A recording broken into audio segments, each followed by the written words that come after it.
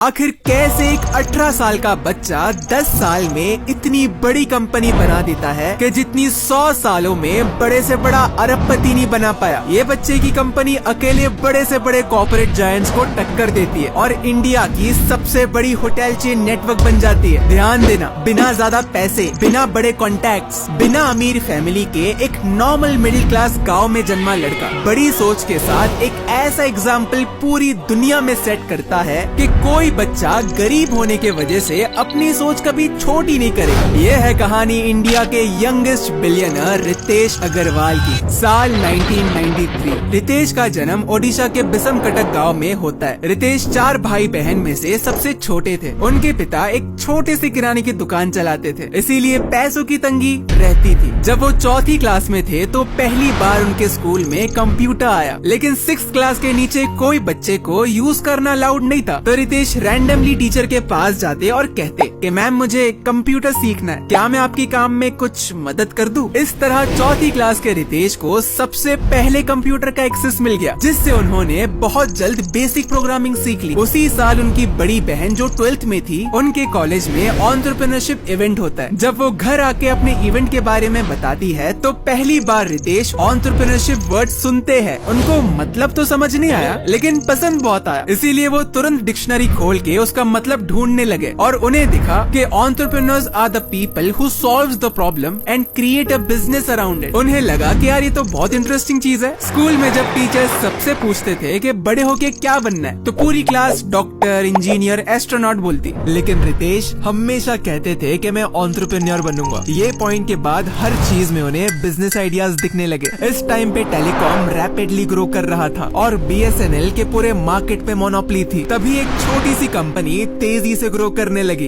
Airtel. Ritesh ने उनके summer vacations के फ्री टाइम में सिम कार्ड्स बेचा। जिस भी दुकानदार को वो सिम कार्ड्स बेचते थे, उनकी दुकान में वो एयरटेल के साइनेजेस भी लगाते। यही सही उनको फ्यूचर में ओयो के बड़े साइनेजेस लगाने का आइडिया आता है। इवेंचुअली रितेश 10th पास करते हैं। अब उनके माँ बाप चाहते थे कि उनका बेटा डॉक्टर, इंजीनियर बन जाए, बढ़िया सी नौकरी लग जाए और लाइफ सेट। लेकिन रितेश की सोच बड़ी थी, मगर फिलहाल माँ बाप की सुननी ही पड़ी। इसीलिए इंजीनियरिंग करने के लिए वो कोटा आ गए और जब उन्होंने कोटा का माहौल देखा कि कैसे बच्चे पूरा पूरा दिन रात भर बस पढ़ते ही रहते, उन्होंने सोच लिया कि ये मेरे बस का तो नहीं है। तो अब उनके पास सिर्फ एक ही रास्ता है, एंटरप्रेन्योरशिप का। इसीलिए वो हर हफ्ते बिना फैमिली को बताए चुपचाप दिल्ली जाते थे ताकि वो एंटरप्रेन्योरशिप समिट अटेंड कर पाए। वहाँ से उनकी बेसिक अंडरस्टैंडिंग डेवलप होना शुरू हुआ कि एंटरप्रेन्योरशिप होता क्या है और वो करते क्या है। इसी टाइम में रितेश इंटर्नशिप भी करने लगे ताकि वो ट्रेवलिंग कर पाए। अब पैसे कम रहते तो वो जहाँ जाते वहाँ के होटल्स को ईमेल लिखते कि क्या आप मुझे अपने होटल में फ्री में रुकने दोगे? मैं एक दिन होटल इंडस्ट्री में बहुत बड़ी प्रॉब्लम सॉल्व करने वाला हूँ। अब ऑब्वियसली बहुतों ने मना कर दिया और कुछ ने डिस्काउंट्स दिया और कुछ ने फ्री में रूम भी दिया। ऐसे करते करते बहुत ही कम पैसों में ये छोटा बच्चा 100 जगह घूम लेता है और टोटल 200 होटल रूमों में भी रह लेता है। अब दिक्कत ये है कि इन सब चक्करों में पढ़ाई छूट जाती तो घर वालों को बुरा ना लगे, वो लग करके पढ़ाई भी करते ताकि अच्छे मार्क्स आ जाए। लेकिन करना तो खुद का बिजनेस ही था। जब वो दिल्ली आना जाना करते हैं तो उन्होंने नोटिस किया कि बहुत सारे घरों में 1-2 कमरे ऐसे ही पड़े रहते थे और होम ओनर्स चाहते थे कि यार खाली कमरे धूल खाए, इससे अच्छा किसी को रेंट पे दे दे, साफ सफाई तो रहेगी ही और पैसे भी आ जाएंगे। ऊपर से दिल्ली में टूरिस्ट बहुत सारे आते हैं तो उन्हें भी सस्ते दाम में अच्छे कमरे